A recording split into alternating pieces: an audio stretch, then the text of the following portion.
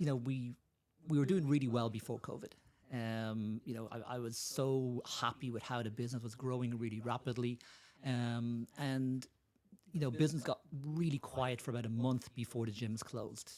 And I was thinking, oh, things have gone really quiet. I've got a warehouse full of gym equipment. What a time in history to be stuck with a warehouse full of gym equipment when the market's not buying.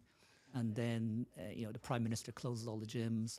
And literally, I look at my phone and Shopify orders are just ding, ding, ding. And it was like watching a movie in Vegas and someone hits the jackpot and it's ding, ding, ding. And, we did a crazy amount of revenue in a few hours. Wow. And it was like texting around a few people in the company, guys, come in early tomorrow, bring mates. We're starting early, we're working late. Yeah. And we just made our way through it. And we made mistakes. But one thing that was always important to us was to not let customers down. And if we made a mistake, to fix it really quickly. Yeah. We made a lot of mistakes during COVID, and we gave a huge amount of refunds. If we did something wrong, we just refunded.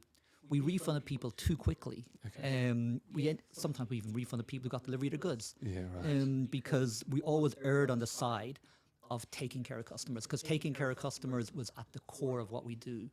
And we sometimes went too far on that. But that was critical to us, that a lot of gym equipment companies were getting a bad name for not doing things right.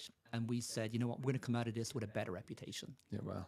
Yeah, it's a perfect attitude to have. It's, and as everyone says, business-wise, it's sort of customer first. And what does that actually look like, particularly in this online world? There's deliverables and there's, identifying mistakes and doing your best to sort of fix them. At the end of the day, there's a human-to-human element with the transaction, whether there's an internet sort of online purchase or not. So that's really interesting. So, I think the customer care element is a big priority for you guys. What are the other sort of philosophical, cornerstones that you stand behind with the business?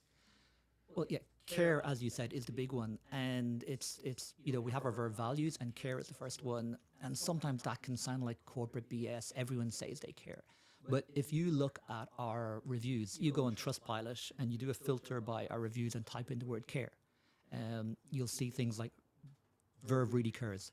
The people there really care. Everyone I spoke to care. It's obvious that these people care.